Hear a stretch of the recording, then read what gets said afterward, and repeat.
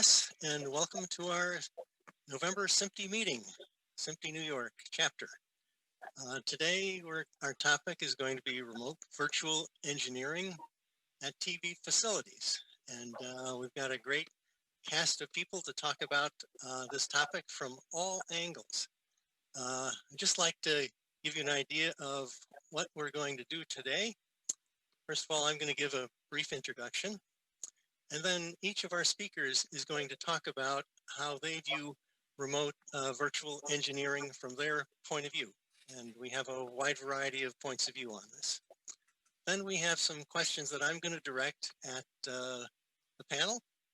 And then we're going to open it up and we're going to ask questions from the audience. This presentation started with an important facility launch. It was May 26th of this year, when the first commercially licensed ATSC3 stations launched in the United States. A Sinclair station launched in Las Vegas. And I noticed that there was some curious things going on. Now, normally when a first-time technology is deployed, it's a pretty big deal. And a lot of times it's customary for suppliers who worked on the project to fly in to the facility to make sure all goes well, and also the group station management who directed the project would also be on hand just to make sure the launch goes smoothly. Of course, May 26th put us in the middle of the pandemic, so no one was doing much traveling at all. But it was all handled remotely, and I wrote this article about it, which talked about kind of a remarkable thing that had happened, because the facility itself in Las Vegas was not where the launch was being controlled. It was being controlled by Sinclair headquarters just outside of Baltimore. But what was also remarkable was there were suppliers monitoring and standing by during the launch to make adjustments if necessary from halfway around the world in both directions. So DigiCAP was monitoring the air chain from South Korea, and some folks at ATEM were monitoring other parts of the system from France. So this was quite an international launch, and I thought, this might be an interesting way to look at this thing. So that led to putting together a group of people to talk about this issue. Now, I didn't want it to just be a broadcaster point of view, because it occurred to me that OTT facilities have been virtual from the beginning. So what is their take on it? And I also wanted to get the cable point of view on this as well. So we have folks who work at cable organizations. And finally, it occurred to me that just about everyone on the panel works for a multi-billion-dollar company, and virtualization really does have a small scale story to tell as well. So I wanted a niche supplier to talk about virtualization on that level. So we have Joonyoung Park from DigiCAP. So this is the group of folks we have here. They're all going to talk about this from a different point of view, because they come from different slices of the television technology industry. So, okay, so let's see. All right, so what I'd like to do is give each of our panelists a few minutes and a few slides just to talk about their own personal experience with this particular topic, virtual engineering at television facilities. Joonyoung, why don't we start with you? You had a few slides. And good evening and good afternoon, everybody, where you are. DigiCAP is a small company in South Korea, specialized in the software development for ATSC3 distribution technology. Since the beginning of this year, as you can see in the flag in the slide, we started from the Las Vegas deployment. We've been helping broadcasters to commercially launch ATSC3, not just the linear AV services in 1.0 and 3.0. So our distribution chain helping them to transmit broadcast app, ASG data and other data defined in the ATSC3. I believe there are a couple more deployments expected by the end of this year. So all of our distribution chain software are working, deployed on top of genetic Intel-based hardware. As I told you, we are in South Korea. So since the beginning of the pandemic, our engineers were not able to travel to the US. So all the deployment has been done remotely. As you can see in the photo, the photo actually shows our engineers were testing a live transmission of Las Vegas station without even visiting Las Vegas. So it was actually possible to based on the SRT transmission. So we were able to receive the live transmission, same live transmission as the Las Vegas stations was transmitting back then over in SRT protocol over the public internet. So those are really possible because of the availability of the cloud services and software-based solutions, and then the availability of fast internet connection. So we continue to throughout this year we've been continue to deploy these deployments in this way. So in a way, the pandemic gave us such a great challenge to all of us. But at the same time, pandemic gave us great opportunity to prove that the software-based solutions and cloud-based solutions is the way to go for the ATSC 3.0 deployment. And I believe, in a way, in a good way, it will accelerate the changes of broadcast industry getting into more software-based and cloud-based way. Good. Okay. Let's see, Andy, I think this starts your slides. Why don't you go next? Great stuff. Thank you. And hello, everyone. So my name is Andy Warman. I work for a part of Comcast called Comcast Technology Solutions. Our group provides services not just to parts of Comcast, but actually outside of the Comcast family. So consequently, I have a couple of viewpoints here. I'll share one about how we actually overcame some of our own issues when the COVID-19 situation struck, and also looking at how we can solve other requirements from a virtual and cloud-based point of view.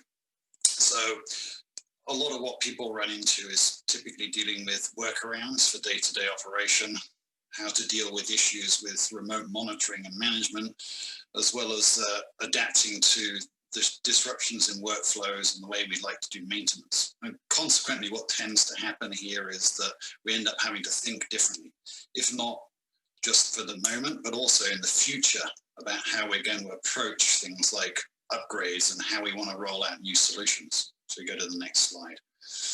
So here's a very simplified view of one of our own systems with CTS that deals with live signals, routing, playout, has a media management component and operations, and it's able to deal with all the regular sorts of workflows like content prep, origination, handling of the live events, and then deliver to consumers via satellite, fiber, and OTT, also offering services to MVPDs and everything. And this is all very well and good when we can have staff on premises, but after the lockdown occurred, we needed to adapt very quickly in order to be able to continue those services. So if we go to the next slide, what we did was we actually made use of some occasional use encoders that we typically use for our live services. So we were taking the feeds that would normally be used for monitoring and master control, re-encoding those via the routing infrastructure, and then delivering them over the internet using Zixi. So our operators could do all the remote eyes on glass style monitoring using those feeds with pretty low latency, and then using VPN access to allow all of the other functions to continue. And then we could still control and operate the content prep workflows, so all the transcode, QC, even the editing functions. And using some pretty clever security protocols, even actually make sure that none of the content that should ever leave the building actually stayed on premise, but still allow you to do all the remote editing functions successfully remotely, and then run the real-time operations as well. So we still have eyes on glass, we still have all the health monitoring facilities, router control, and the QC functions as well. All of that tied together. So a very quick way of being able to make that all run remotely, but very effective too. So not too many things were compromised in terms of the workflows overall by adopting this approach. That's all very well for sort of traditional operations, but as we look further afield, what we will do in the future, it does raise a question about virtualizing things. So yeah, sure. So there's a concept of virtual channels. In other words, leveraging cloud-based computing to not just replicate what you would do on premise, but potentially add more capabilities, leveraging cloud-based technologies. Certainly it's going to make things like OTT content delivery, server-side ad insertion, and managing, if you have a region-based solution, things like blackouts, if you need to do regional sports network support and that kind of thing, a better way of managing those through cloud infrastructure and software, and something that you can do from anywhere through web-based user interfaces. Okay, great. Okay, good stuff. Thank you, Andy. Evan, why don't we go to you? You didn't want to share slides, but you have a story to tell. You wanted to talk us through it. I don't know. It's not that I didn't want to. It's that I figured I would just tell the story. So I'm Evan. I'm at AWS now. I'm a solutions architect in the media and entertainment space, specializing in live video production, transport, assembly, delivery, all that good stuff. So my experience with all this has been that as soon as COVID hit, there was a very rapid uptick in people who were coming and saying we need to do something in the cloud. I don't think there's any surprise there. I think we just heard that story twice in a row. But the types of customers that were coming were interesting, because it was everything from broadcasters who needed to do what Andy was just talking about, to have eyes on glass remotely and doing things like Zixi, and also using more like software-based multi-viewers and stuff like that running in the cloud, but also the need for local governments, or I should say state governments, to get the word out about the state of COVID and what the rules were. And so they needed to spin something up very, very quickly, and they didn't have any infrastructure for television. And I thought that was interesting to help them through that as well. So that's what I've been dealing with this year mostly. Good. Mark Aitken, I see you're back online. Here's your yeah, first I'm here. slide. Can you hear me? Yeah. Today, a large part of our ATSC3 converted facilities, I think we've got 11 or 12 on the air now. We're launching another market tomorrow at Norfolk. Joonyoung, by the way, and his crew over in Korea did more than just sit by. They were an integral part of the implementation of that first station, and it's really turned into a fairly easy machine, if you will, with these conversions. What I'm not showing in the front of this, the encoders, are either virtual machines or actually running cloud-based. You've got a Titan product that'll do that. We've got the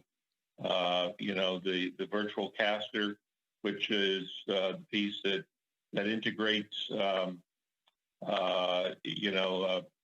equivalent PSIP and other important pieces, and the scheduler itself. But the network, as I've indicated on this, is a transmission facility, not much unlike we've been doing for 70 years, outside of a swap out of a modulator. And by the way, that is managed by a software key as well. So there's not a hardware swap out that goes on, but what I've not shown on this slide is some of our services are in fact cloud playout based, and we've got a rather massive project. Tom will appreciate sort of the scale of that in what we have to do in building out a state-of-the-art facility for our RSNs.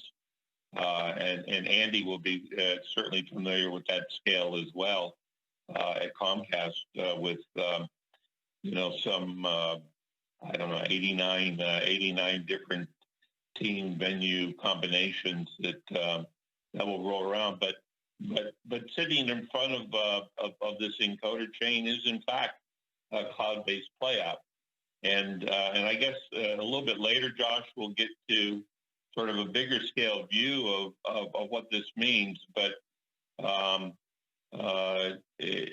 the conversions to ATSC 3.0, which are simply conversions. I mean, they're not transformative in the sense that there's a huge amount of differentiation in what we're doing with them today than we were doing with ATSC 1, except for some, we are offering UHD. We have a robust channel that will support portable devices and cell phone kind of mobile TV receivers, which are just beginning to arrive on market. And as well, every one of our stations has a broadcast app, which is leveraging the IP application environment that ATSC has defined. A344 is the runtime environment, and you think of that as a browser. Quite literally, the kinds of services that we offer OTT are now being blended into that television environment, and we've got a long runway, to get down to get the country launched, but we're making steady progress. Good stuff. Okay. All right. Let's see, Tom. I guess do you have some comments? Oh, good. Thanks, Josh. Yeah. Well, I think between what Andy, Evan, and Mark laid out, and Joonyoung is really great in that the implementation of ATS 3.0 across the station infrastructure is pretty well defined and moving on well. What this COVID situation brought about was the production of the content to feed that chain is certainly an area that hasn't really found a way of addressing how do you create content to feed into this content delivery pipeline. And that's where my my time in these past few months has been working with people to try to figure that out.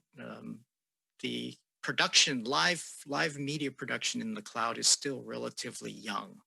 And to get to the scale that you need to create live sporting events, live news shows, we're still in generation probably 0.8. We're not quite maybe at 1.0 yet, but it's getting there, making good headway.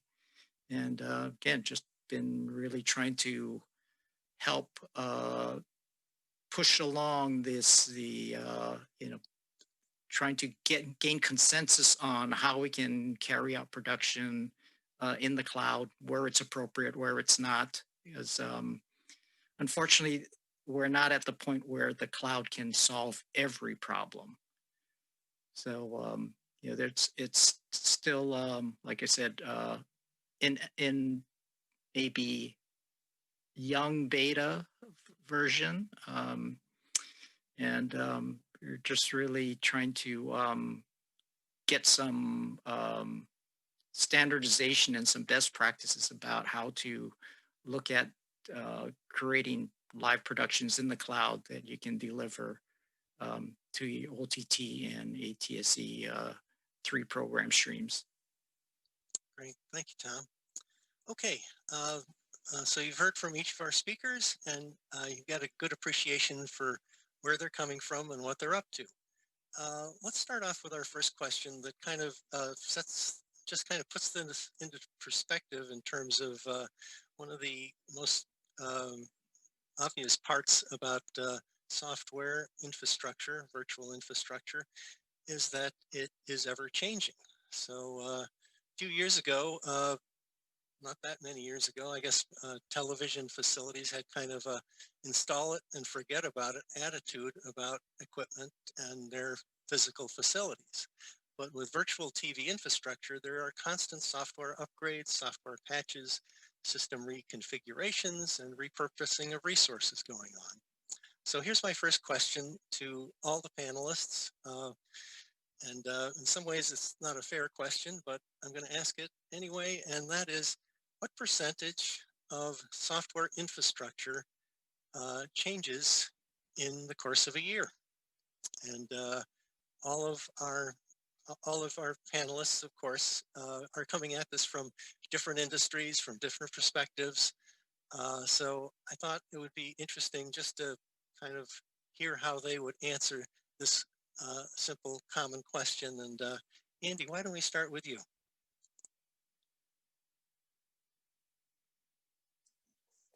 I wrote it down, and I hope this doesn't turn out to be flipped around, so we'll see how this works. But here we go. Oh, okay. So it depends, I suppose, but I'll say that in most cases on-prem, most systems will get upgraded at least once a year. Pretty fair to say. So 80–90% of that systems that run on software get one significant upgrade a year. Cloud infrastructure tends to be rather different, and we can be a lot more iterative. So what I've found is that we tend to go through a lot more changes because we can actually apply more changes, more bug fixes, more new features. It doesn't even have to be upgrades. Sometimes you may find you want to back down, and it's actually a much easier proposition with cloud-based computing than it is in physical on-prem, certainly in sort of classic infrastructure terms. So that's why I rather cheekily wrote 300–400% for cloud, because in reality, we're probably doing it multiple times a year in meaningful upgrades. Okay. Tom, why don't you go next? Yeah, I certainly agree with what Andy said. And I think as we go through this transition of the industry, you're going to see the need to accelerate the change.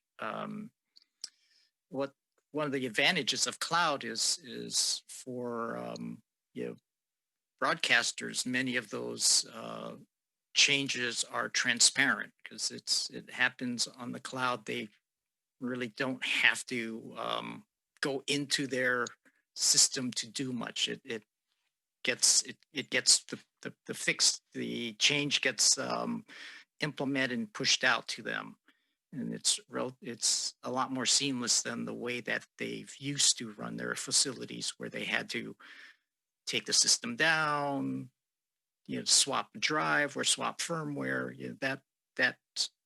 Those days are gone. So I think yes, that there'd be a lot more changes, but they will happen a lot smoother than they have in the past. So give us a number, Tom. Oh, I'm definitely in the 90% and above. Yeah. Okay, good. Joonyoung, why don't you go Hey, next? I'm going to take a little different position because what you find going on in this virtualized cloud-based world, which is rapidly changing because it's very immature. The fact is that you have an iterative process that's underway, and so you have these very, in some cases, small changes happening on a rapid basis. If you go beyond agile development, go to sort of an Azure DevOps environment, you're doing 2 week sprints, and so every 2 weeks you're you're finding a way to tweak to either gain efficiency, to gain some level of interaction, to fix a bug, but it's a continuous process. And so from that standpoint, the numbers become relatively high. But if you compare it to the way that we think about the way software builds used to happen, sort of that waterfall method of putting together a software revision package, the fact is that I think the total time, if you will, that's committed to that in the sense of a software team's development is changes reflective of the additional functionality that's brought to bear. And so I understand where Andy and Tom come out with these large numbers, and on that way, I mean, you almost have to say you're doing it every 2 weeks compared to one or two major software, revisions a year, which is not atypical in the more traditional environment we're moving from. Maybe Andy's number is too small, but it's all, I think, in how you measure it, and so we're using a very different gauge today than we used just a few years ago. So, Mark, if you were to put a number on your two options there, what would they be? Alpha to omega. Okay. All right. Good. Okay, Joonyoung, do you want to go next? Yes, in a way, 1 year is very long time in terms of software development, the software lifecycle development process perspective. And like the Mark just point out, we are in constant development or refactoring or optimizing the code pretty much every 2 weeks in that base. So right, so you see the software in the beginning of this year, and then you see the software in the end of this year. It will be quite different, because of course, in terms of optimization perspective, we change a lot, and then sometimes because software development, we do the humans actually programming, right? Sometimes we found some human errors, right? And also we see the change of the standard to interface to other softwares as well. So if you ask me the number, so I thought I was thinking 80% of them, but because as I see the Andy's number, it's pretty the Andy's number is I think it's pretty relevant, right? So I would go with the Andy's number as well. Maybe it's the 2 times different, 3 times different. Software has changed a lot, but we do that in a way that we're not disrupting the day-to-day operation, because we keep the interfaces safe and transparent, so that we don't create any disruption even when changing the software. So that's the beauty of the software development. Okay, good. Evan. Sure, I think I agree with Andy as well. You can definitely get a lot more software commits in per year, 300 to 400%. What's that like? You upgraded everything every quarter pretty much. So yeah, that sounds right. The thing that I'd add that nobody mentioned was that you don't have to worry about the hardware anymore, which I think is the nicest part. Like in the traditional TV facility, you're not just worrying about doing an install of software, but you also had to do hardware refreshes and stuff like that. So I'm going to give 2 numbers, actually. I would say that in a traditional TV data center, you're probably doing 10 to 20% hardware change over a year, and you kind of do that over a cycle of 5 years or so, and then you find yourself in refresh mode for the first thing. And you're doing that, 1 software upgrade every year. And so when you go virtualized, you don't have to do those hardware swaps anymore. So that's a nice time saver. And yes, then you can iterate more quickly on the software as well. I'd add one other thing to that, which is also the sense of risk is lower as well. I mean, in on-prem systems, it can feel a lot more frightening to make a change than in a cloud environment where you could stand up, you can do things like blue-green upgrades and those kind of things. That's what I was telling. Yeah, that's what I was getting at with Carl, who asked a good question in the chat on the side, is how do you do it? So yeah, exactly. So the nice thing is that you don't have a hardware limitation necessarily. You don't have to like in the redundant system, you used to have to upgrade one and look at it for a while and worry that maybe you don't have proper redundancy for while you're looking at that software. But when you have a virtualized environment, you can stand it up totally in parallel and just look at it and then decide when you want to commit it. Hey, by the way, Evan, I would say, the original number I gave Josh on that hardware side was 15 to 18%. And by the way, not only is it about hardware replacement, but what about conflicting? Ending the days when you might have had racked up one system, only to find out that that there was an errant driver somewhere that that crashed the whole caboodle. So that question is a relevant question that Carl asked about. How do you deal with all this testing before rolling out? Well, it's just a different instance. Good. Wow. Okay. Great. Thank you all. Great answers. Let's go on to another question. Virtual television systems enable far greater agility and the ability to quickly adapt, change, and reconfigure. In all of your experiences, what's the best single use of this agility across the TV facilities that you are involved with? Evan, why don't we start with you? Oh, I would definitely say the ability to try new things quickly. So when you had a physical facility you're dealing with, then you were constrained by rack space. That was a very real thing. And if you wanted to do a proof of concept, you would have to get a shipment of a demo unit. You'd have to find rack space. You'd have to schedule maintenance. You'd have to hope nobody trips on wires while they're putting it in, stuff like that. It was a whole thing. And it still is for people. So I think the best use case, for agility is that you can turn something on completely, out of line of anything that you're doing in production just to try it out. And if you like it, great. And if you don't, then you didn't commit to anything. No hard feelings, Good stuff. Okay, Andy? I'd say mine's a variation on that, and saying that it's a great way you can more quickly add new services. Certainly in my experience, particularly when it comes to OTT-based services, it's going to take you far longer to do something like sign content rights on a piece of media you want to use than it will to stand up the entire channel to deliver that content. So really what it ends up meaning is that technology is not the barrier for creatives anymore. It's much more about enabling the creative process. Good stuff. Joonyoung.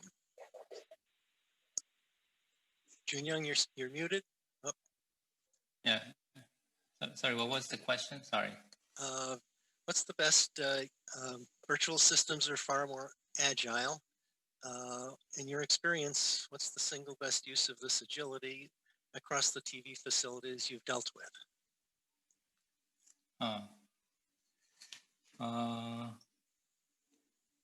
Well, maybe I put it in a little bit in a different way, because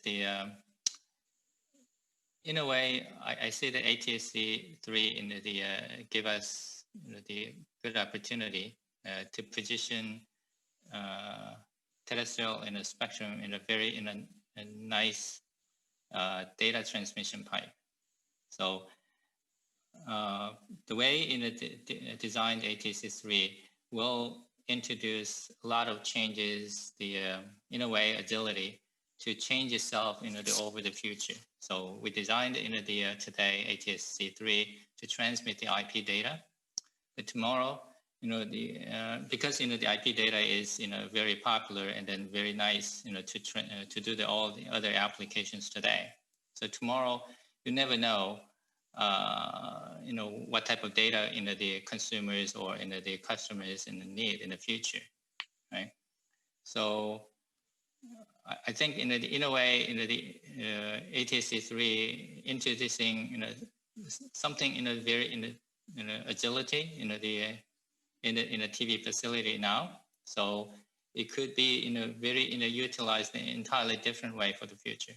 So I think that's the best part, the way I see it today. Good. Okay. Tom? So I'll just extend a little bit beyond what everyone said.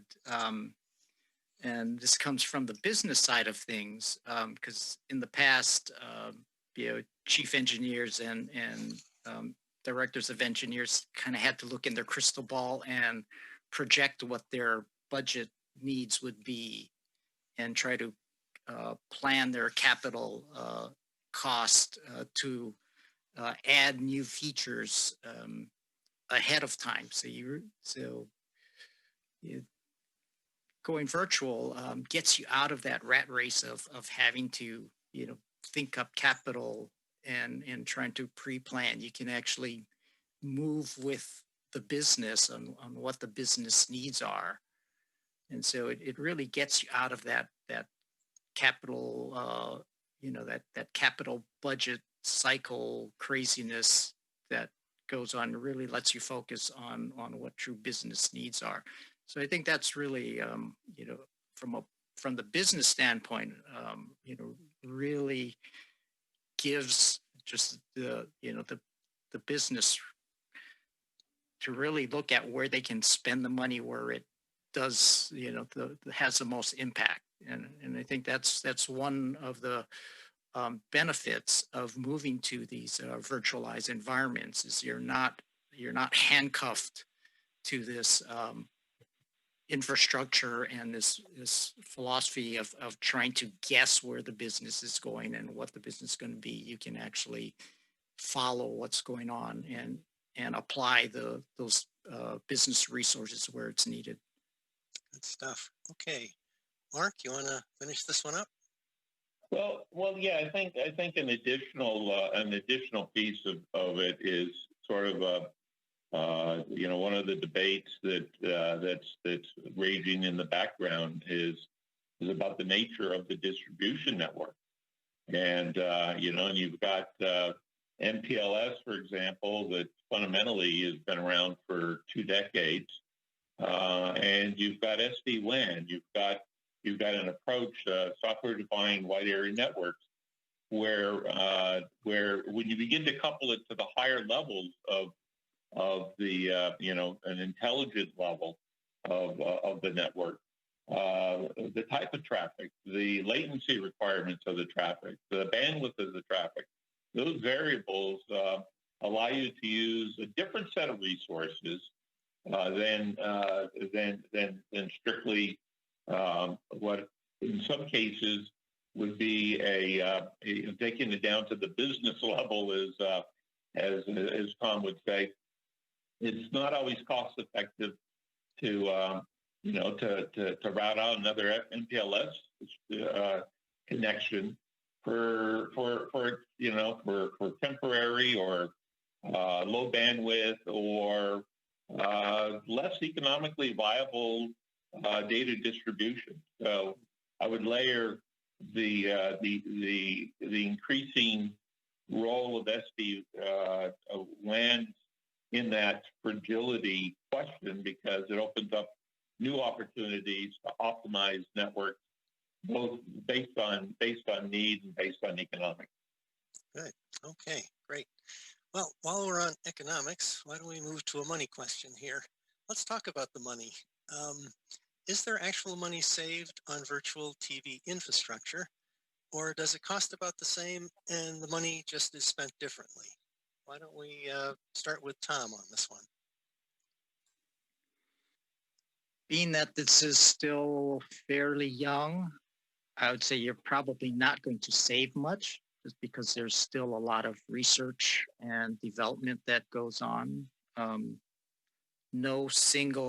There's no one app that fits everything, so there's a lot of development that's necessary around tailoring the services to your specific needs. But what it does is you get you really can focus on where that money is spent. So the return that you get on your spend is a higher return.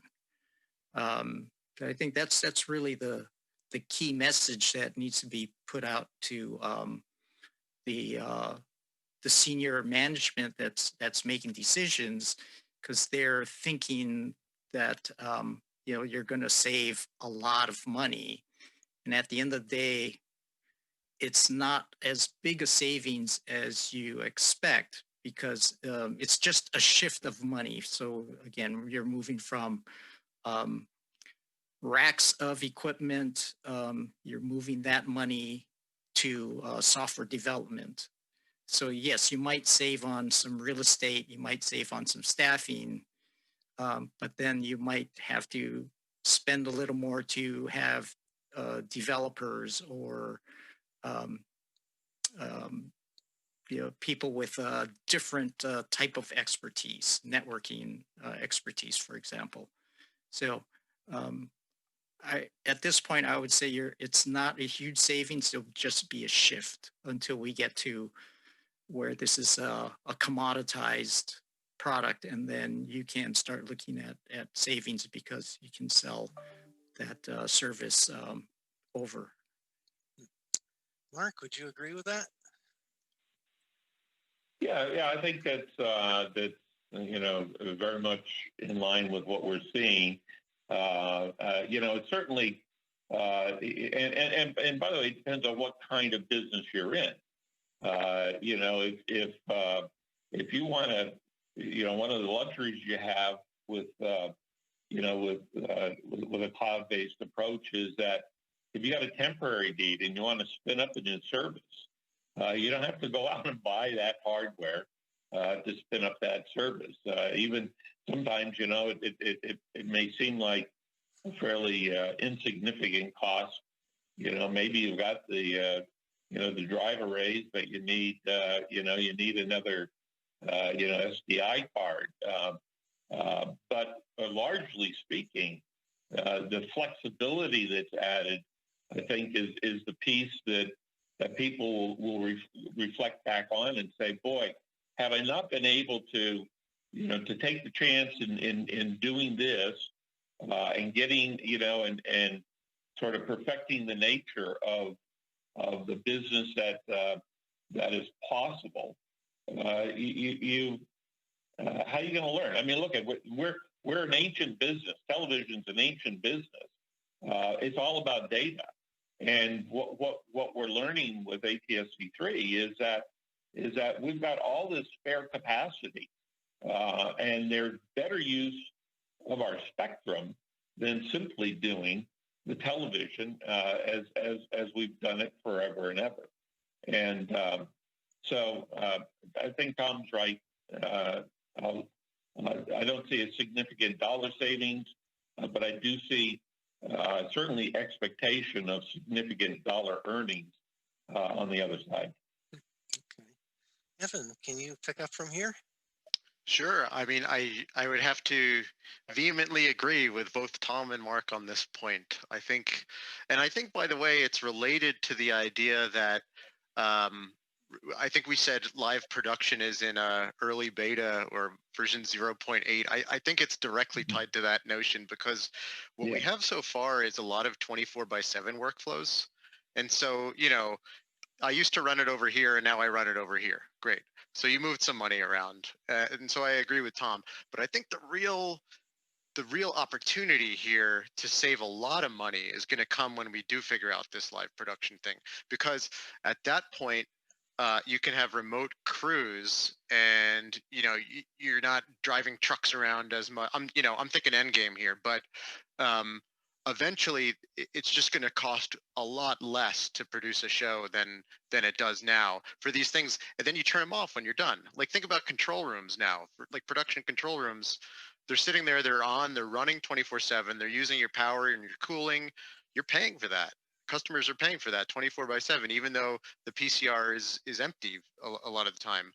And so when you get to this model where you can turn it off for real when you're not using it, and you can operate it remotely without flying people and putting them up in hotels and stuff like that, I think that's the opportunity here, and we're just not there yet. We're getting there. We will get there, but I'm excited about that one. Okay, good. Yeah. All right. Let's move on to another question here. Let's talk about virtual systems supporting the creative process.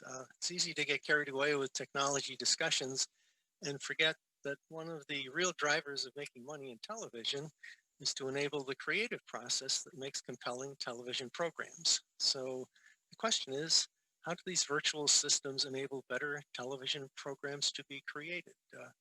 Andy, you want to start with this one? Well, I think the previous question touched on some of these areas, but I'll expand a little bit and say the first thing is, just because we're using virtualization, we're maybe working remotely, doesn't mean that we necessarily deliver less product to the consumers.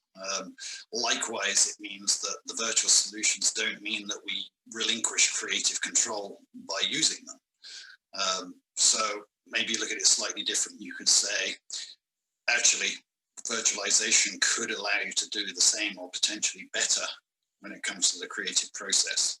So when you think about things like your media assets, your graphics, the effects, and the way you handle advertising, all of those things that are key to sort of the foundational sort of channel origination process, we don't really have to give anything up there. Another thing that is good about cloud systems, it will make certain other technologies, newer technologies, easier to deal with. So for example, if you're looking to do server-side advertising, for example, those tie-ins become a little more straightforward if you're in the cloud for other parts of your workflow. And likewise, if you want to do things like manage blackout, you want to do device level control, so treat the way televisions and iPads and phones, etc., get treated. You can handle those, and even things like regionalization, whether you're doing regions for sports, you want to do zip code-based control systems. When people travel, do I get to see my local station if I move from LA to New York? Or do I actually have to watch the local station? You can solve those kind of problems, and you can use cloud computing and those networks to get you there.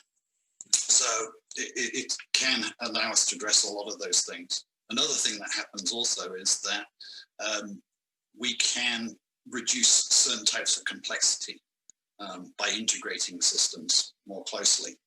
So rather than, for example, building siloed workflows where someone works on playout, encoding, ad insertion, the OTT streaming workflows, those can be more tightly coupled and become easier to manage.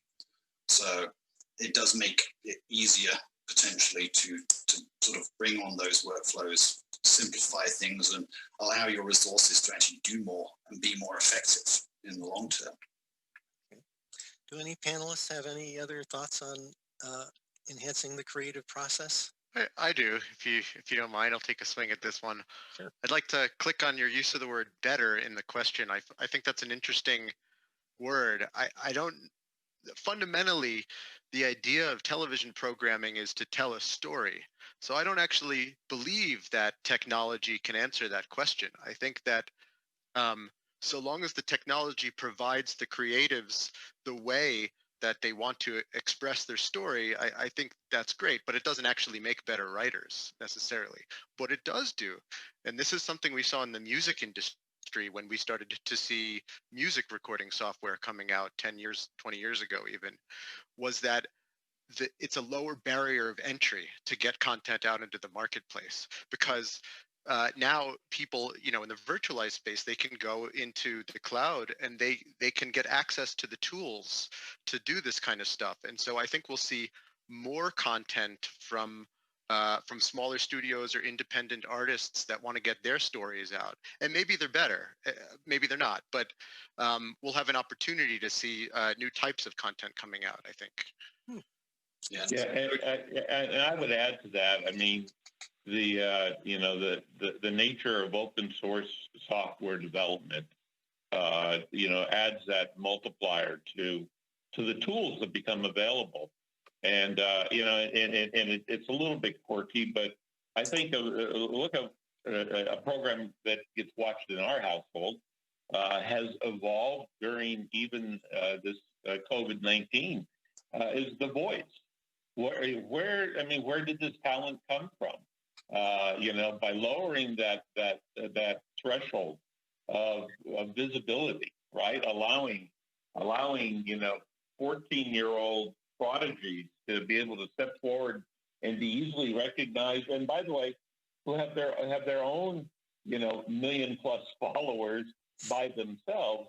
And then it's just the entire nature of what's an audience, right? I mean, whether it's a program like The Voice or it's any of the other captured production areas where the notion of the audience gets relayed in a very different way.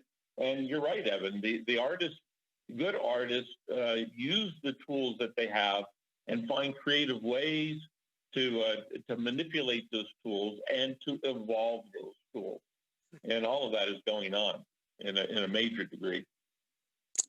Wow. Yeah, I'll bring up the point of being able to collaborate and not have distance or lack of hardware being the obstacle. So virtualization solves that. Because now you can be anywhere, and as long as you have a connection, a decent connection, you can work on nearly anything. So you can now recruit the best people regardless of where they are.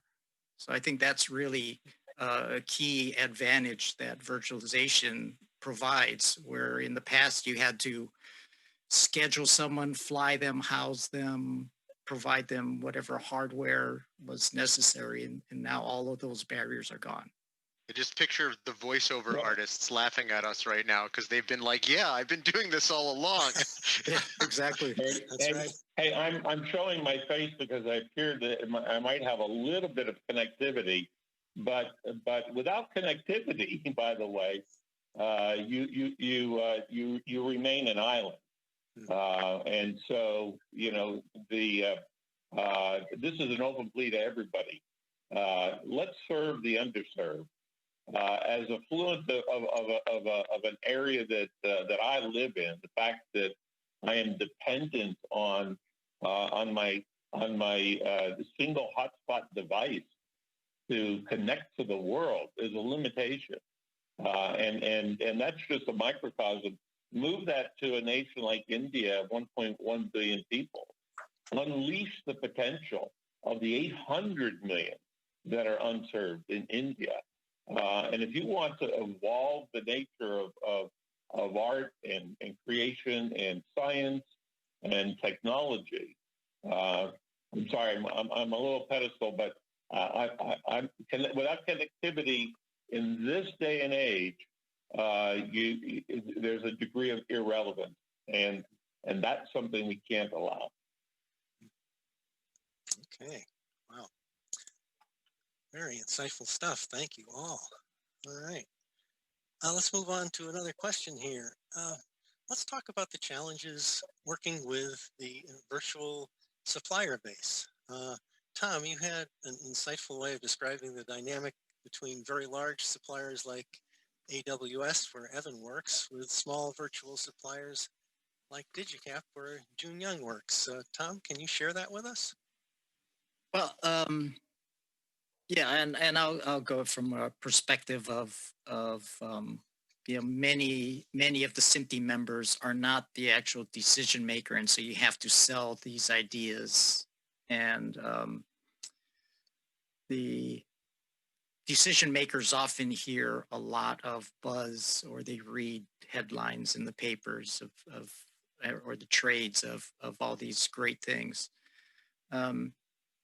So often hear, well, put your system up in AWS or Google or Azure or whichever flavor of cloud you want, and all your problems are solved. And that's not always the case. And I use the Home Depot analogy for for this, because that seems to open their eyes to it. So if you want to build a house, you can buy everything that you want to build that house at Home Depot, but Home Depot's not going to build it for you. You have to get someone who understands how to build the house to do that. And that's usually someone pretty specialized. And so, yes, Home Depot can refer you to those people, and that's called the professional service side of things. So whenever someone comes to me and asks, hey, you know, what do you think about AWS? I said, yeah, it's great, but who's going to do it for you? Yeah, that's always my next question, because if you really want a solution that works the way you want it to work, you're going to have someone to come in and understand what your business is, understand how you do it, and then build, using that toolkit, build that application for you. So that's really the difference that I see between the hyperscalers versus the boutique. The boutiques will come in and understand what your business is and will build that for you. If you go to AWS, you really should look for a partnership that they have with a house that can do that for you, or bring your own house with, you know, bring your own integrator with you. So that's my analogy to it. Why don't we let Evan go next? Hey, Josh, if I can add something to that. Okay. You know, what Tom said is spot on. But let's not forget another piece of the puzzle. Some of these new tools change the way that we do the jobs, and you know, you don't want to find yourself like in the early days where you know, you had a tape machine, and you rolled out the 2-inch tape machine and rolled in your first disk-based server, and you didn't change any of your workflow. So the other piece that's important as these tools change is to re-examine the workflows and find better ways to arrive at the desired end result. And I think that, you know, that's the point that Tom's making, is that there has to be an understanding of the desired end result, but don't put you in concrete. Don't put your feet in concrete of the way you've been doing it, because you may just find that there are huge advantages that you know, that experts and boutiques and large firms collectively bring to the table. I'm really glad you said that, because we have this conversation all the time with the partners, and there's when they think about hiring, like, who's the right person to hire into a firm to do this type of work. And there are some people that come and they say, well, we need to hire somebody who has a background in broadcast television because they understand broadcast TV and they're going to understand what the broadcaster needs to do it. And then there's other people that say, well, I don't want that because that's legacy thinking. They'll end up building it the same way we did before. And what I really want is I want to hire a software developer that doesn't know much about it or has no bias towards any one way or the other, that we've done it for the past 100 years, and let them invent a really interesting way of doing things. And the funny thing is, I think both are the right answer. I don't think you have to pick. I think you know, there are some customers that come and they say, I'm not ready to change my operation. My business is ready to move to the cloud. Maybe my building lease is up or something. And, you know, my CFO is saying we need to go over here instead of buy another building. Fine. But they're not ready to change their operational model. And so those partners will come and they'll recreate workflows that are familiar for operations folks, because the operations folks aren't ready to change. And then there's other firms that show up and they say, look at this, I came up with a new way of doing it. And they offer that to customers. They put the the Home Depot pieces together, if you will, in a new, interesting way. And then usually it's like newer agile teams within broadcast companies that are saying, "Ooh, that's interesting," because they're not thinking about the old way. They just, "Hey, that's interesting. I could do it that way." So, Mark, thank you for expressing that concept. Joonyoung, do you want to? But we live it day to day. In our company, we're going through a huge transformation process, and it makes people nervous. But we have the majority of our organization is a bunch of what I call televisioners, and there's a core group of us that see television as one of the things that we do, but I've always been at heart a broadcaster, and for me, it's about the ability to reach one to many. With the advances that are going on, you're soon going to see broadcast become a two-way medium and fit in very well in the telco environment. Yeah, and broadcast in the past used to be dealt with as kind of a black magic, black box, and engineering would come in and save the day. And there really was not a lot of data collection around broadcast. And so you went about doing your job, with that hunch, that feeling in your stomach if you're making the right choice or not. Where moving everything into virtualized environments where you now can have data so you can understand what's going on, where you're spending your resources, who's watching, what's efficient, what's not efficient. That can dramatically change the way you do business. And so that's probably the biggest change that broadcasters have to make is that change of going from playing hunches to actually looking at data and understanding what the data is telling them. Sometimes the data is scary. Sometimes I've noticed people have a hard time looking at the data once they have it. Yeah, because a lot they didn't have it before. Times they've never had it, so they don't know what it is, and so they've gone off their hunches. And yeah, I totally agree. Mystics and tea leaves. Wow. Okay. Any other comments on this topic before we move to the next? Yeah, maybe one small one. I'd say whether you're reading the tea leaves or using data for analysis, at least there are now ways to experiment. I mean, one of the great things about any kind of compute and software-based technology is the barrier for entry is quite a lot lower than it used to be. I was actually thinking about what Mark, one of your earlier comments, and it got me thinking about the YouTube channels that have actually transitioned to broadcast, as opposed to people going the other way that were broadcasters and now want to reach people via the internet. And you couldn't imagine doing that a decade ago. Been extraordinary. Well, Andy, even funnier is, in a certain sense, is the launching of linear OTT channels, where right, so because what they're learning, is something that as might have been expressed as a gut feeling, but there are knowing that you are collectively watching the same thing at the same time. What we've learned in this COVID crisis is that the sense of community is very different today than it used to be.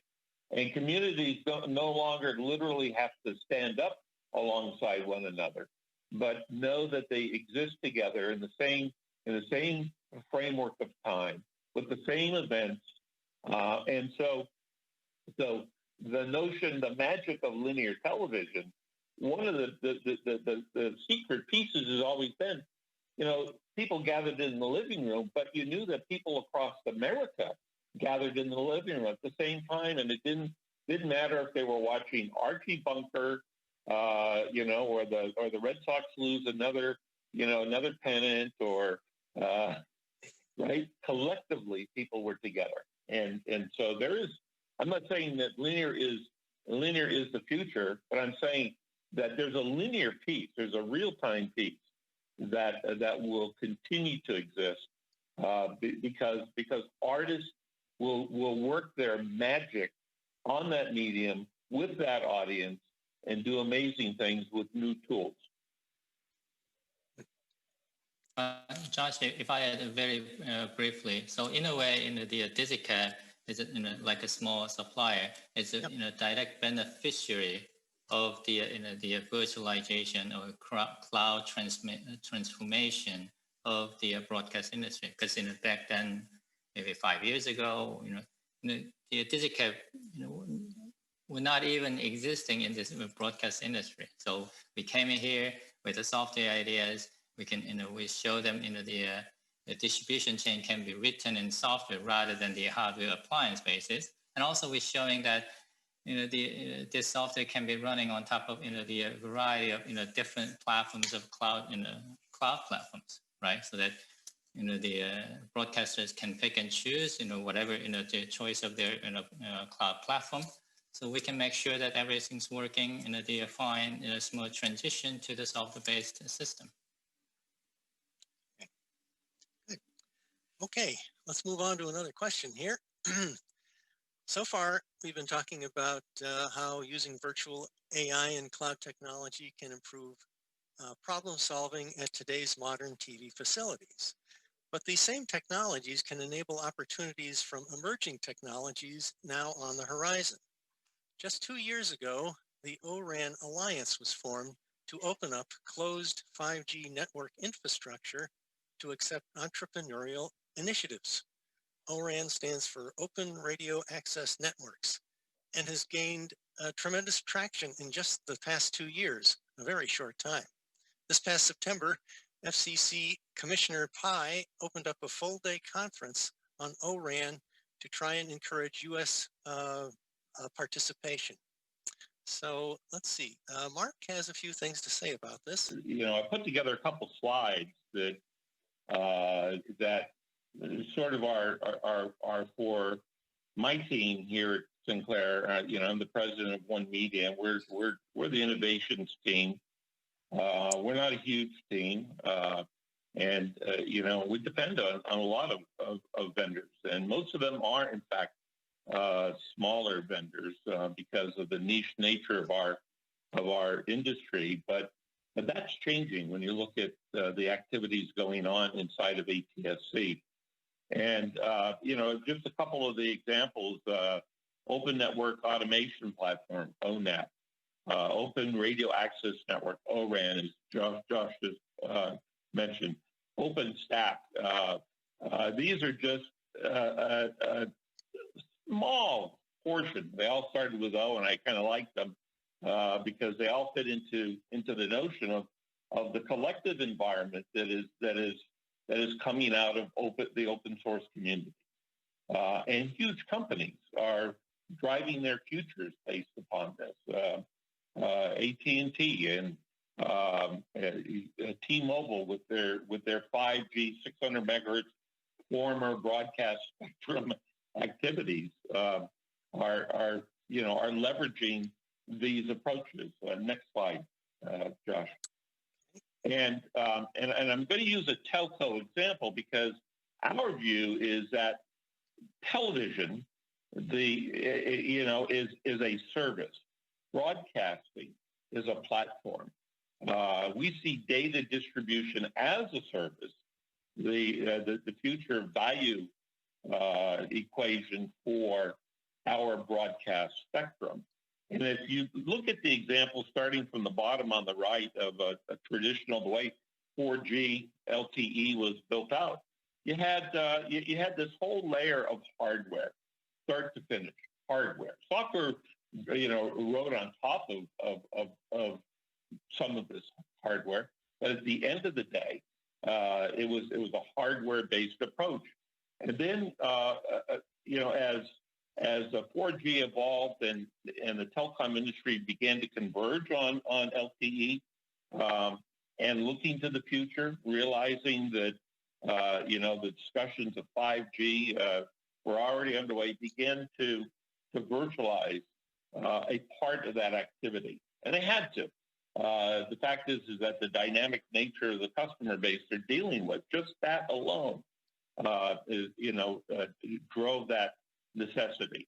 And economics, breaking the stranglehold of some of the very large hardware manufacturers that made room for small contenders to come in based on, on a cloudification of part of that activity. And now you have the movement towards 5G, next generation systems.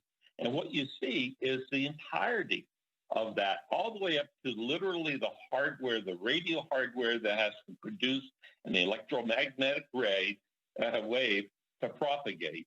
Everything up to that is digital, and the majority of that is cloud-based. And so, as an industry, if you go to the next page, as an industry, in the near future, the reason ATSC3 has the bootstrap, people don't know a lot about it, and we're stuck talking about ATSC 3.0. Now we have the basis for evolving the kinds of waveforms that we use, for evolving the aggregation of bandwidth, all of the things that are going on in the telecom community are opened up to the broadcast industry as we move to this virtualized environment and use the very same telecom tools that are being leveraged today in the build out of 5G.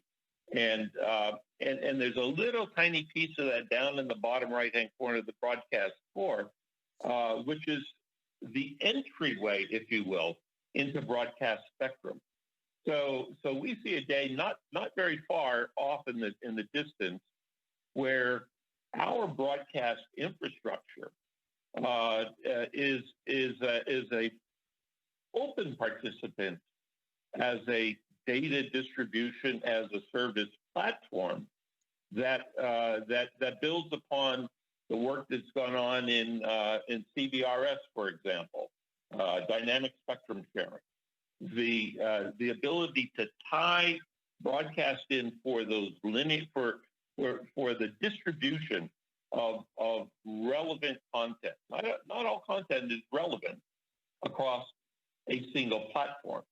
But if you begin to see television as just one of many platforms that get tied together by a much higher level of intelligence and orchestration, you can begin to see a very different future for broadcast. And the last point that I'll make with that, one of the reasons that we're now co-owners in a fabless chip manufacturer in India is because it's a software radio device. So the ability to literally change waveforms and have those waveforms that didn't exist 2 seconds ago recognized by a receive device on the other end in cooperation and coordination with that becomes a very real, not just possibility, but we're spending a lot of time. We've acquired a couple stations in Washington, D.C. And the beginning of next year, we're going to launch some of these sort of frontier services to demonstrate for the entirety of this industry that spectrum has value, it has extreme value, and it needs to be leveraged in the best way to put together a patchwork of platforms that more efficiently deliver content data to consumers and businesses. So I'll get off my soapbox there, Gordon. Okay. Well, that was great. Does anyone have any thoughts about that? That's quite a vision.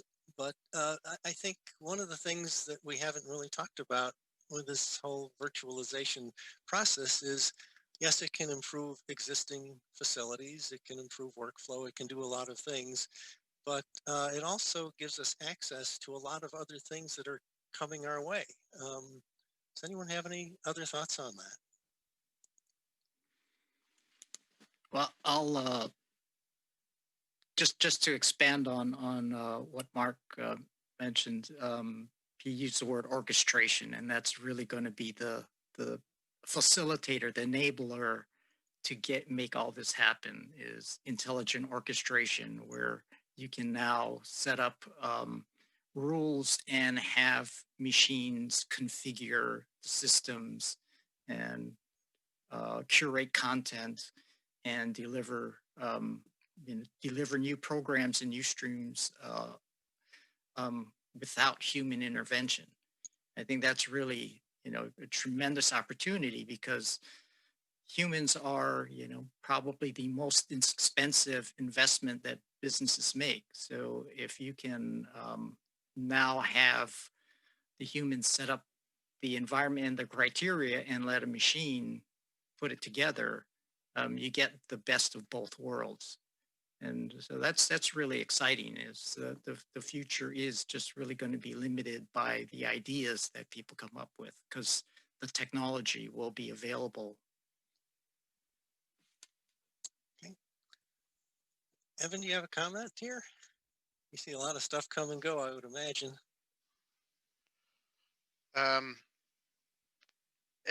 Yeah, that's a good way to put it. It's just accelerating, which is great. I mean, there's more and more people who can throw ideas out there because of the technology and see what sticks, which is great. Like, I guess it's just a lot less risky to try something new when you don't have to like invest heavily in a hardware platform to do it. You could just try something and move on if it doesn't work, or strike gold and come up with something new. I guess that's what came to my mind. Okay, good. I think that's useful. Okay, so to our audience, now it's time to start typing in some questions, because we're just a few directed questions away from starting to answer yours. So now is a great time. If a question occurred to you, type them in, and Wes Simpson is standing by to review and gather up the best ones. And soon we're going to turn it over to him, and he'll take over answering your questions. So we have 2 more questions to go, and then we're going to turn the whole operation over to the audience and have them direct the rest of the program. So kind of have an odd little question here. This is for facility people who aren't really used to dealing with virtual terms. How do you get first-time virtual users to trust cloud infrastructure, even as the number of identifiable control points are eliminated? That 30-second spot that you used to be able to hold in your hand and say, this tape has my 30-second spot. Go ahead and find that in a virtual system. So I don't know, do any panelists have any thoughts about that? And Andy, why don't we start with you? You were the one who brought this up.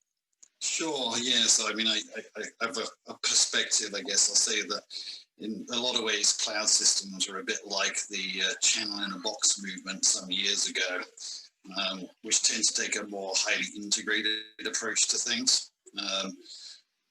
The effect of that, or the knock-on effect of that, is that there's not as many touch points as there are with conventional on-prem systems. And effectively, what you're being asked to do is to trust the system. Right? You basically have to trust that things will work, and what comes out at the end is what you were expecting. The other thing, though, to keep in mind is that we've been through a lot of transitions, technology transitions in the past, everything from analog to digital, SD to HD, getting rid of the tapes, all of that stuff, we made it through those okay. So, the movement to virtualization and cloud is the same kind of thing. It's certainly not a light switch event, right? It's not going to happen overnight. It's going to be drawn out over a lengthy period. And, the way we adopt to using those technologies will vary. Will we entirely adopt? Probably not. In certain areas, it doesn't make a whole lot of sense. But, you know, it's more a case of, I suppose, application. And so if you are sort of embarking down this road of using, even if it's on-prem compute for the first time to solve certain problems, like in compression, for example, or you're going the whole hog to try things entirely in the public cloud, the good thing is at least you can experiment. And as we noted earlier, the barrier to entry, the level of risk is a lot lower. So, you know, trying things becomes economical, and it doesn't have to be as scary as some of the other transitions we've been through either. You know, there's lots of ways to get there with some hand holding that will allow you to try those things out and see if they work for particular business cases. Okay, good. And any other thoughts on that? Say time. How do you get somebody to trust it? Time. I remember, you know, when we first started doing internet streaming, people were like, this is new. It's a little scary. What are we doing? And so, you know, we started putting video segments and CDNs and stuff like that. And eventually people got comfortable with it. And now it's the norm. And now we're doing that with playout. And, you know, next we'll do it with production. So these things just take time. You need to see, you know, a common pattern, by the way, is try it with some lower value stuff first to experiment. See where the pitfalls are, see what's hard, see what's easy, adapt a little bit, get it to a stable and comfortable place there, and then you can scale up. So I think it's, you know, there's all these different workflows that are going on, and they're at different levels of maturity. And so in some cases, it's, you know, people completely trust it, and in other cases, like, you know, live sports production, it's too young. We don't trust it yet, but we'll get there eventually. We've seen it with the other workflows, so I'm confident we will. But that's just kind of step by step. Yeah, and it's also the benefits that the technology offers. You know, like redundancy. You know, redundancy was expensive and hard to do, but it's much easier to do in the cloud. So it's certainly, you know, offsetting the change is, you know, dangling. Here's things that you used to worry about that you no longer have to worry about. Security is another one. The cloud's far more secure than many corporate networks are. So again, it's just trying to tell them the complete story. It's not just changing their workflow, but it's also providing them a new environment that can offer them a lot more benefits than they have had in the past.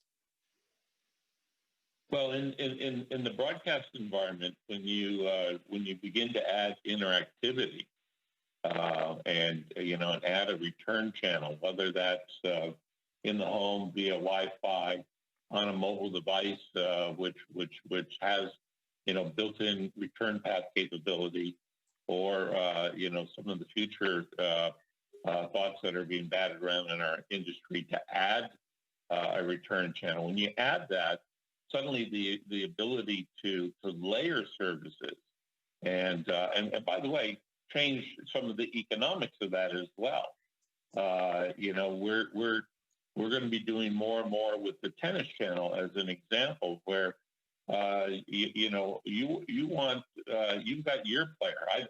I don't know a thing about tennis, so I'm really bad at this as an example. But I know that the folks doing this are you know, are hog wild on it.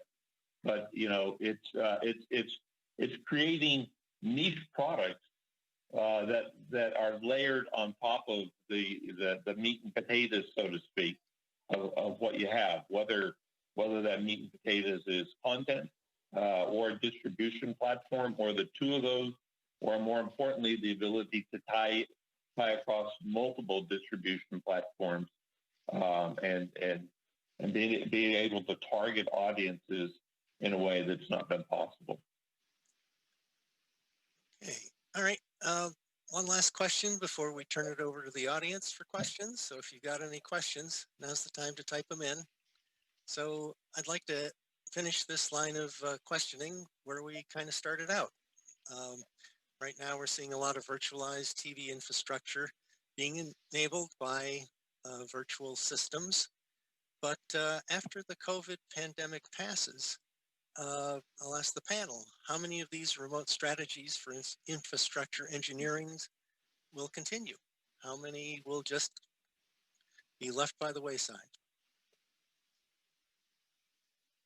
I guess I'll start with I have a couple of thoughts. I mean, I think when we get past where we are today, some things that are hard to do now may well fall back to, the way we did them before. I mean, the obvious examples that came to my mind would be, how to handle live events, how you really manage those.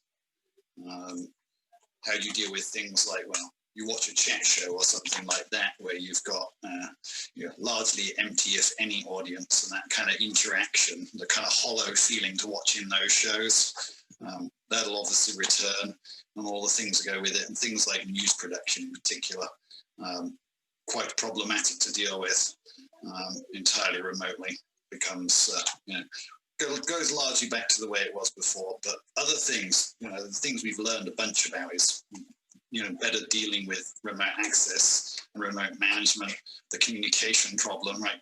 The tool we're using right now, brilliant, right? Didn't get utilized anything like as much before the pandemic hit. So those kind of tools will certainly stick. And I think, some adaptations people are making to the way that they manage their content workflows, those sorts of things will probably stick as well. And we'll probably take what we've learned from here and then extend those ideas as well, because we can't solve it all in this short period of time, but it's definitely going to fuel other ideas which allow us to think differently. And, we talked about this a bunch of times. How do we really address the remote production problem? We've got a lot better sense of it now because we've been forced in some ways to tackle some of those angles and do it quicker than we really had intended to. Okay, anyone else here? I think the remote strategies continue. I guess that's my short answer. Tom, go ahead. I think we've learned a lot here, so why throw it out? I think people will take what they learn and they'll keep building on it. Okay. Yeah, I agree with Andy in that yes, the larger events and the high profile will probably revert back to closer to what pre-pandemic. But I think there's a lot of lessons that we learned through this where we'll abstract certain parts of those productions and keep them remote. So certain functions that may not necessarily have to have instantaneous response, they can withstand a little bit of latency. Those certainly could remain, remotely. Things like graphics, replays. In fact, I've already hear from many broadcasters that they're not going back. They're going to keep their people in the studio to do that because they get better utilization of the people, and the actual quality of their production went up because those people can now work on every event and they don't have to worry about lost days due to travel. So I think those things you're going to see continue. I think all levels of events, you're going to see some remnants of this.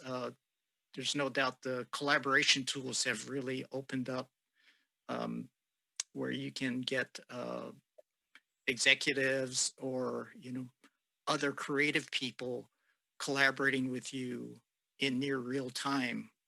So I think those are certainly items that are going to remain after this is all done. Okay. Any last thoughts on this? Well, maybe if I added a little bit, so I'm one of the person actually using the virtualization environment every day. I've been seeing a lot of the virtualization, computing, network, storage, and everything, right? So especially this year, as we because we're forced to do everything in remote, right? And there is something that myself surprised a lot was network virtualization is some more advanced than we thought it is advanced before. So I hope, well, of course, as some of them, the practices maybe, fall back to it used to be before, but I think it's better, the broadcasters or, the stakeholders in this industry to try, those advancement, the recent advancement in the virtualization. So I think it will, tremendous help them, not just the economically, but also, the end user experience will be, the tremendous improved, the moving forward. Okay. All right. Very good. Okay. Wes Simpson, are you there? Do we have some questions? We do. Excellent. Fire away. All right. So actually, I just wanted to start out one little comment based on something Tom said earlier about the relative levels of security for cloud-based networks versus in-person on-premise networks. And I just wanted to amplify something that he said. I think there's some pretty strong evidence that shows that the cloud networks are even more secure than the ones that are physically in a plant. There's no way in a cloud-based environment somebody can walk up with a USB key and stuff it in and let it wreak havoc or do something innocently wrong. Every single transaction that happens on a cloud platform has to be authorized, at least by personal credentials, and anything that happens is also going to be logged, so that you have a really good audit trail of anything that's gone on. That's very, very difficult to do on a on-premises network, to make sure that every single connection, every time a laptop is hooked up, that it's not got a Wi-Fi bridge open to some other network or a 5G card stuffed in it. So I just wanted to amplify on that and see if any of the speakers here have anything to say in that regard. It's so secure that I'm not supposed to talk about it. You have to kill us, huh? No, I think it's no. I know that we take this very, very seriously. This is a very important responsibility to have, and so it's exactly what you just said. Yeah. So one of the things that, again, this is another question for me, but I'll get to the audience ones in just a minute. One of the debates in the industry right now is the right ratio of private cloud versus public cloud. In other words, a lot of people, point out, I think correctly, that when you're going to the public cloud, there's a lot of advantages to it, but sometimes it's more expensive than if you have your own on-premise compute hardware that can, carry 90% of your load 90% of the time. Is there a way to figure out what that right ratio is, or is everything going to end up being completely public cloud all the time? I don't think there's necessarily a fixed ratio. I think your mileage will vary. I think it's more a case of know how to use the public cloud when you feel or you're getting to the limit of what you might be doing with your on-premise systems, because it is becoming easier to burst to the cloud, and most people have probably heard that expression one way or another. To deal with the DR scenario, which Tom mentioned earlier as well, use the cloud for that, so you don't burn on-prem capacity. And then, the other thing is that the public cloud is an evolving platform. You don't see or touch it, but that's a platform that continues to get upgraded and modified in ways that you don't see or touch, right? But that's very different to your on-premise environment, which you do have to think about refreshing and monitoring and managing yourself. Mm-hmm. So, like I said, the ratio, I don't think there's a ratio. I think it's more a case of just understanding what the differences are and how you can make them work for yourself in your particular situation. Anybody else? Go ahead.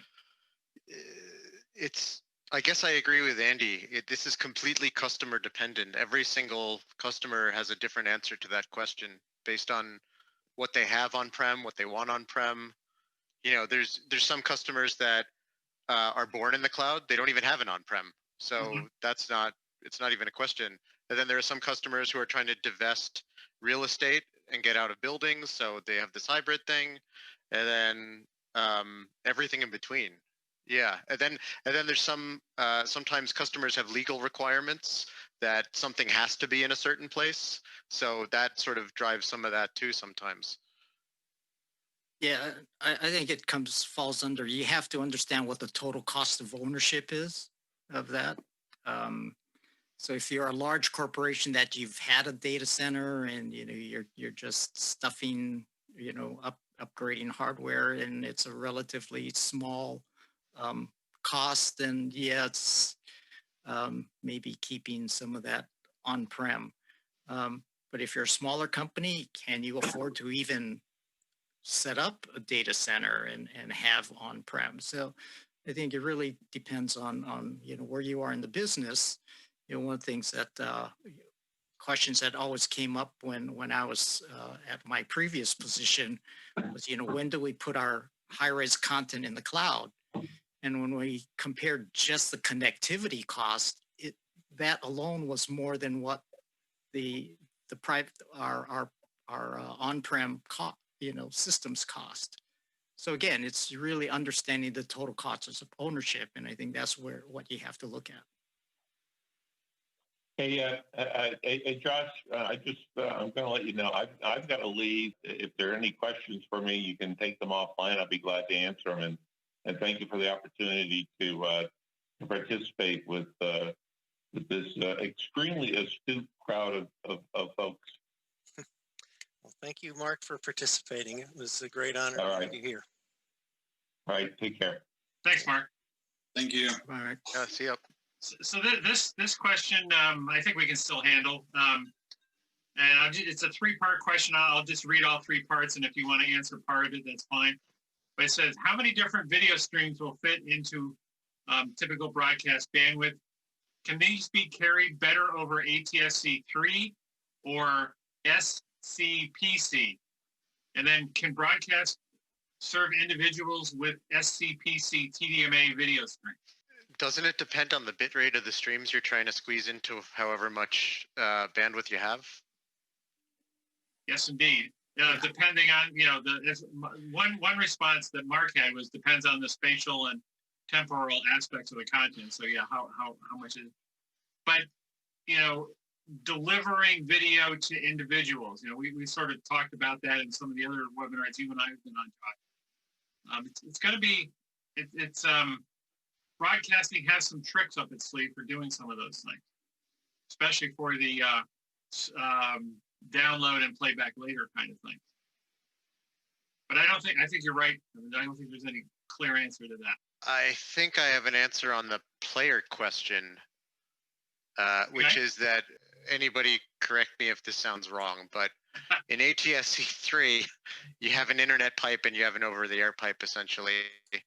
And if you have an application that supports this look back window and you're connected to that internet as your primary, you'll just be able to do it. It's an application level question at that point. That said, if you're not using those segments that are coming over your internet pipe and you're instead using the over-the-air bandwidth, that becomes a lot harder. In fact, I'm leaning towards not possible because of the way that the schedules and everything work. I just don't think it would work for a one-to-one. But I do think that an ATSC3, an application provider, could totally show up with that look-back window without a problem. Well, and I think there's a lot of thought going into, memory's cheap. Let's cache some of the programming at the viewer's locations and use ATSC3 as a very low-cost way to push those bits out. So. That's totally right. I mean, Andy, I'm looking at you. You work at Comcast. The new, set-top boxes and stuff like that coming out have memory. You could cache the last few segments and rewind, right? Well, I mean, sorry to put you on the spot. That's all right. I mean, yeah. So there's lots of ways to do it. I mean, the one that I deal with mostly is actually cloud-based DVRs. Sure. Right? Yep. And very, very easy to do. I mean, the thing is you're leveraging not just the central store, but also the caching that's available on the CDNs, right? So there's lots of ways to skin this one.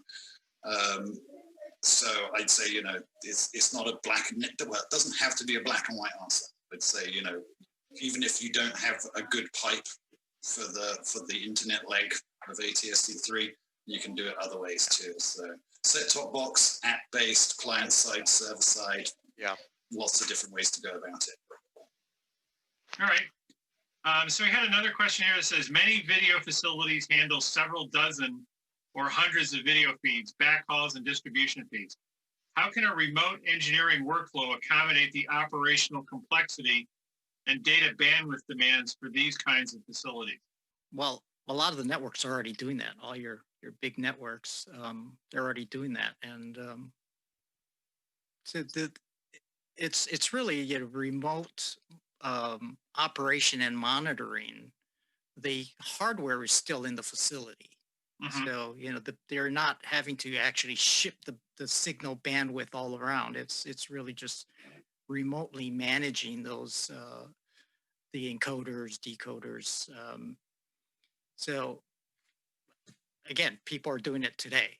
Mhm. So it really depends on, you know, what gear you're using, whether it's something that you can remote or use a virtual desktop to manage. So again, we haven't found anyone that's hit any kind of limitation on that.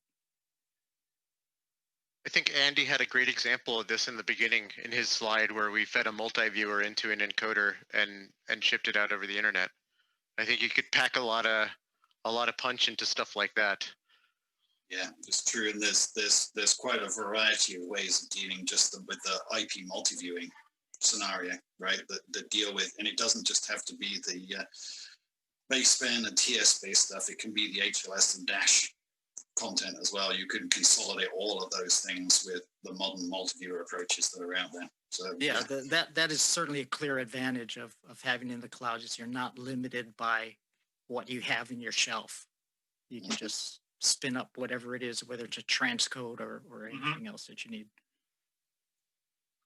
So here's another question. It says, what is the opportunity with the cloud for informal collaborations and novel networks for sharing content resources, such as among journalists and artists? Or will productions likely be siloed?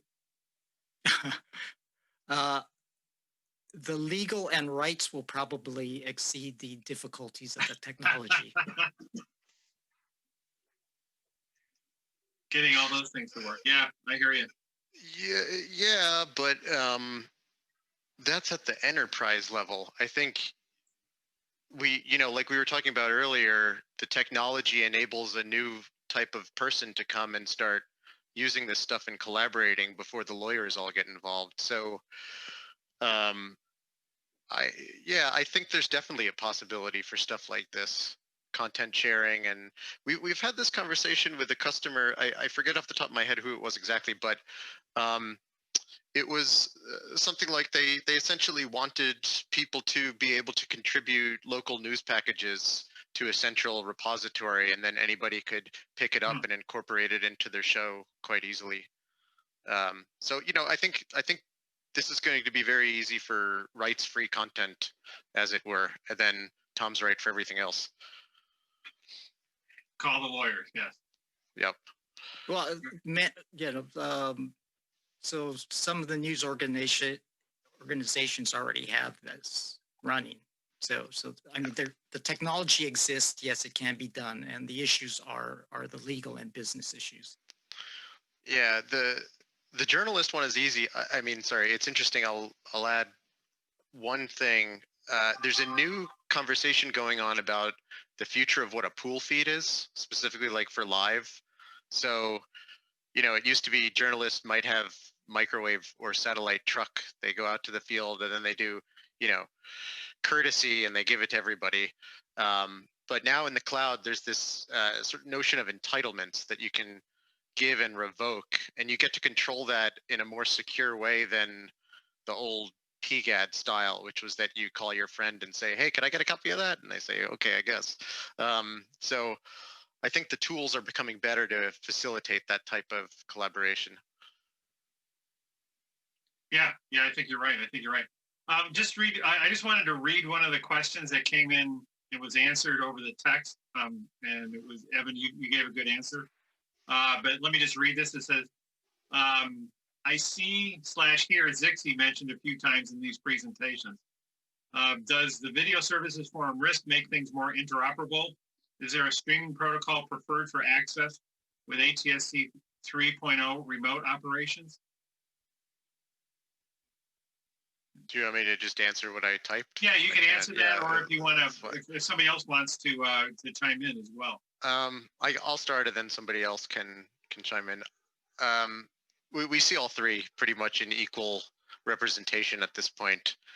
Some customers prefer SRT, some prefer Zixi, some prefer RISC, and for like various reasons that seems to change by the customer. So the trend we see is the technologies that support any of them are starting to support all three, because those vendors want the customers to be able to choose which one they want.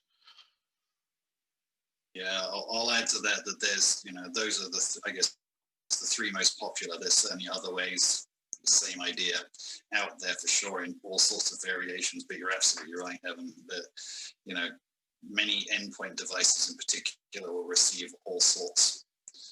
So it's becoming pretty democratized as far as that sort of stuff is concerned.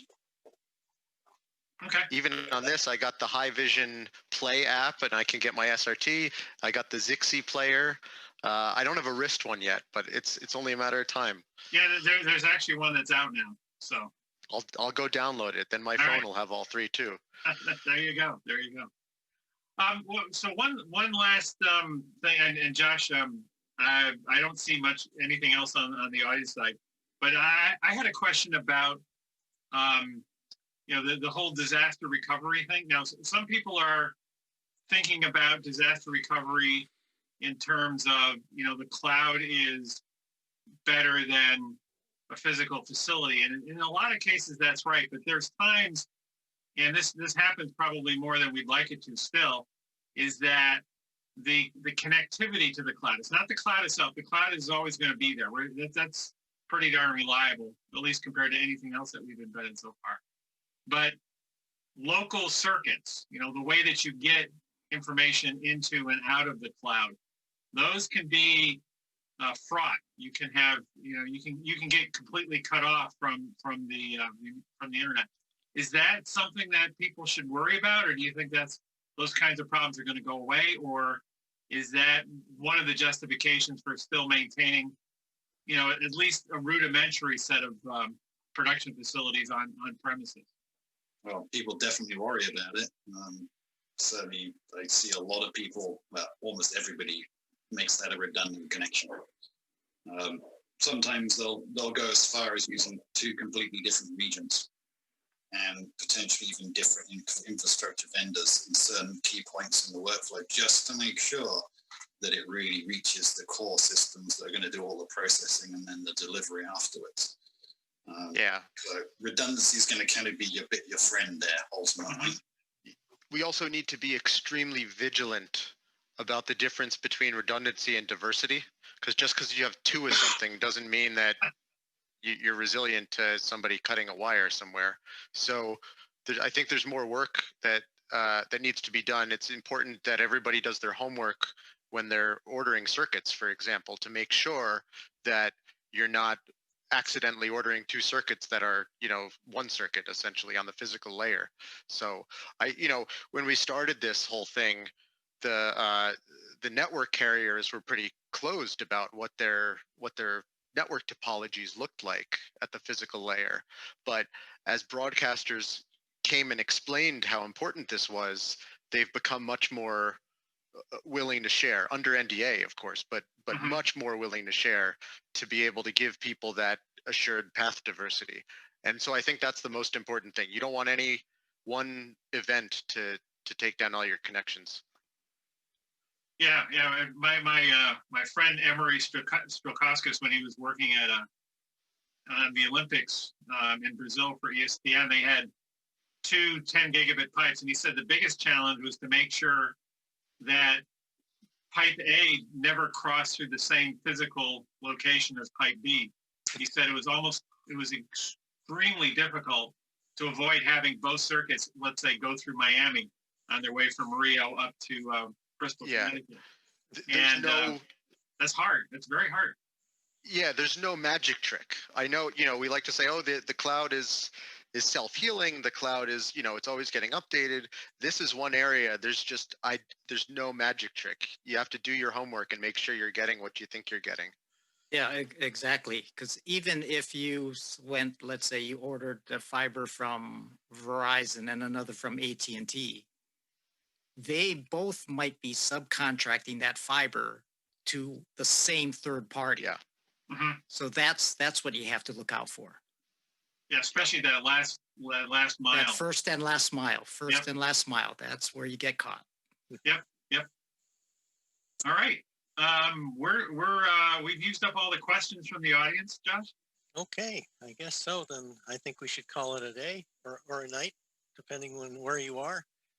Joonyoung, I'm not sure where you are at in terms of time frame, but I think we're winding this down. I think the sun's rising in the background there. I think so. Okay, Joonyoung, you should take a good nap before you head off to the office. But anyway, I'd like to thank all our participants and all our panelists for helping us out to tackle this topic. Mark Aitken, Andy Warman, Tom Sahara, Evan Statton, Joonyoung Park, and